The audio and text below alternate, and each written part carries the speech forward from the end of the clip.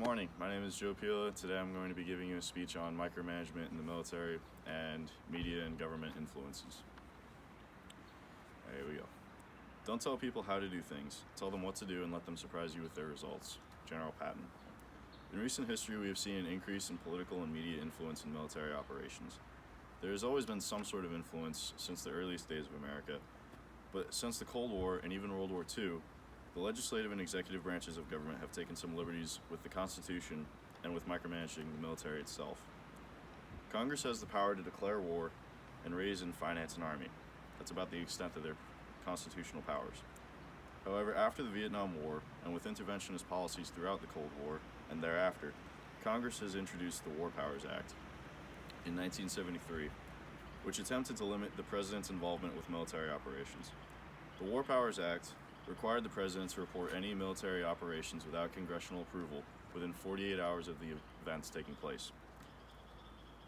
And if Congress does not approve these actions, then the president has 60 days to end all hostilities.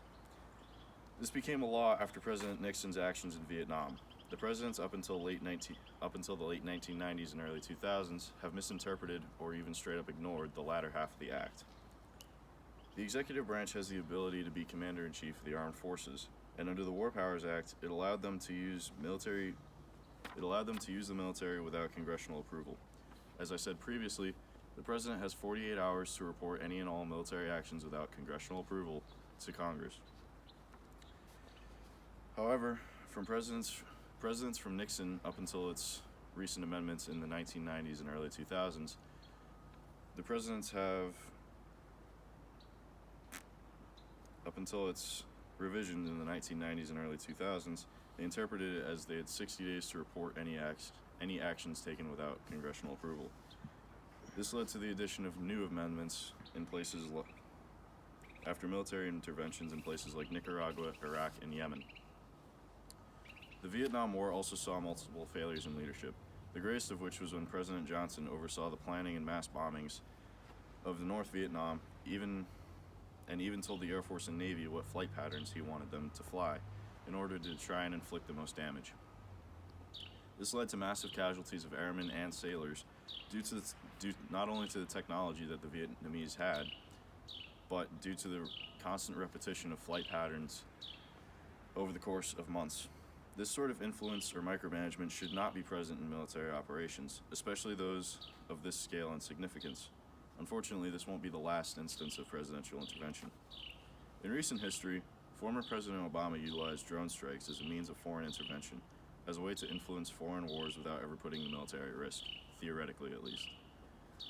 This was argued by many as an abuse of constitutional powers. However, under the new amendments of the War Powers Act and congressional approval, he was able to continue drone operations throughout his years as president. It originally started in Pakistan in his first term. However, he was able to continue his operations by utilizing the loopholes still in the laws, and it was not technically military intervention, rather it was a use of the CIA's drone program. The military was under President Obama and the CIA's watch during these years because the drone program utilized military drones for the CIA's use.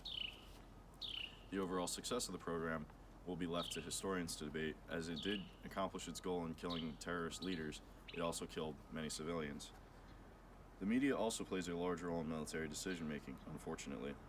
With the Patton incident in World War II, the media was the first to call for his resignation and or dismissal.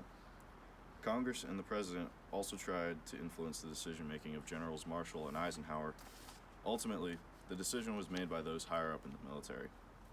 During Vietnam, multiple decisions were made by the government based on strong media influence, and although the media has no direct say in military operations, with modern culture being based more and more around popular opinion of those in the media, some decisions are heavily influenced by them. For example, President Trump's drone strikes against the Iranian military general who was responsible for the deaths of hundreds of soldiers sent shockwaves through the media because he went against their wishes. Those who demanded war before the strikes, and those who said he should have done nothing after the fact. Overall, the military is a tool for the government to employ, as it is an extension of the government. However, unlike a tool, you would not, after every ride around town, check the oil levels of your car and replace certain screws that have some spot rust on them. Certainly you can do that, however, it is unnecessary because a car is a machine that you should trust to work, with occasional maintenance, not constant upkeep. If you are someone like me who hardly understands the inner workings of a car, you may end up replacing the wrong part and end up completely destroying your engine. The military is very similar to a new car, especially after the recent overhaul under President Trump. If you trust it to work and do its job, and not have to look under the hood after every ride around town. So I leave you now to think back on the earlier quote from General Patton. Don't tell people how to do things, tell them what to do, and let them surprise you with their results.